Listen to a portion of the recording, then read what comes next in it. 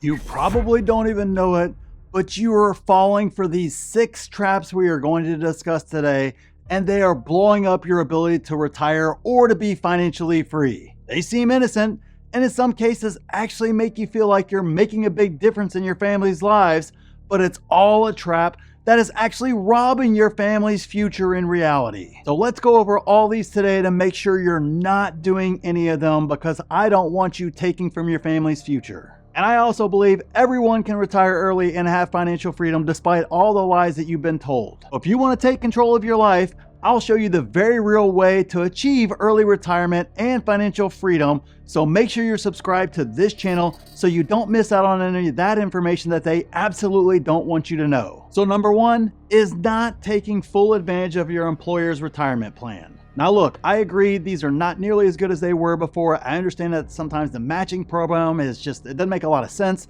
Sometimes the stock options don't make a lot of sense, but you have to be willing to take advantage of those, because in a lot of cases, it's completely free money to you, meaning you are basically giving up on 100% gains on, like, let's say the first 6% of money that you put into your retirement plan with your employer. That is free money that you are just giving away, and you are absolutely robbing from your future to not take advantage of the opportunity that's right in front of you with your employer retirement plan. I'm actually shocked whenever I look at the numbers as to how many people are not participating, despite the fact that even if the stocks you buy don't go anywhere, your employer match gives you a 100% return right off the bat. Number 2, not having your house be an asset that puts money in your pocket. Now look, I agree you can make a case that a house is an asset that absolutely in the end is something that goes up over time.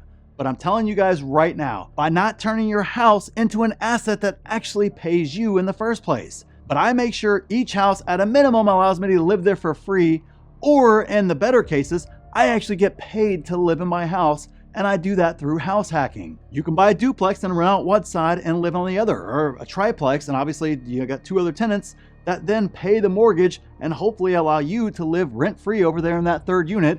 And I know a lot of folks who got real aggressive with this, and they buy a duplex or even a single family home, but then they take on roommates who pay all the bills for them. Either way, falling for the American dream of have a big house with a big fence and a great neighborhood and all those other things like that is a complete trap, because the asset is not paying you.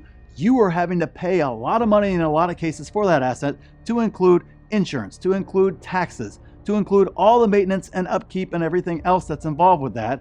Or you can go the opposite route and turn your house into an asset and have that asset pay you to live there, and that asset will pay down the mortgage on its own and take care of all the expenses and everything else that comes along with home ownership. Number 3 is not delaying gratification. Look, I know it's culturally, it's just kind of what we do, but so many folks do not delay gratification. They see something, they want it, they buy it, and in a lot of cases, you never even use it. I couldn't tell you how many times you can go to a thrift store and see so many things that are really expensive that still have the tags on them. They were never used. And go scrolling through eBay or through any of the other places like that where used goods are sold, and you'd be shocked as to how many things were just used a few times or not even used at all, because people simply could not delay that gratification. They had to have it now. They couldn't wait for a better price. They couldn't wait to see if they actually really wanted it or not. Something else took over, and that inability to delay gratification is going to absolutely wreck your finances in the future and completely rob your financial future. Number 4 is paying for adult children. Now look, I'm not here to debate, is it harder for kids now than it was back then? I agree, there's lots of things that are harder. There's some things that are easier. There's a lot of different things. But too many folks are paying for their adult children well into adulthood, despite the fact they don't really have a plan. They don't really have a path forward. There isn't a, hey, I'm trying to start this business and can I live with you, mom and dad, for the next couple of years while I start this business, and I need the capital for the business, as opposed to something else. Or, hey, I'm going to college and it makes perfect sense. Let me stay at home to keep the expenses low so I don't have to take on a lot of student debt while I go to college.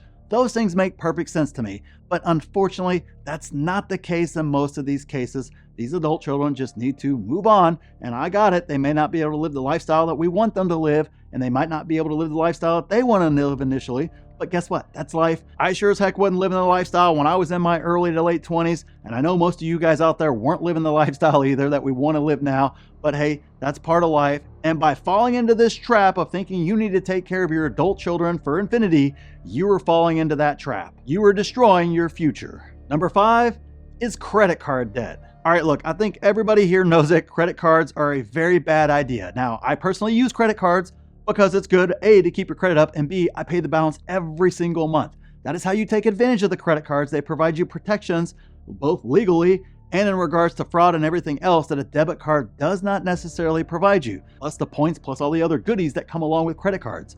But if you don't pay that balance every single month, it is absolutely crushing to your future because you're paying 25, 27, 28% interest or more on that debt for absolutely no reason because you're not controlling your spending. So credit card debt is absolutely a trap in the end if you cannot control it, and you need to get out of that ASAP. And number 6 is simply not investing at all. By not investing in the first place, you are taking away your biggest advantage as an investor, and that is time and the compounding of money. Those are tried and true principles that hold true not only through the math, but history also shows you they are tried and true as well.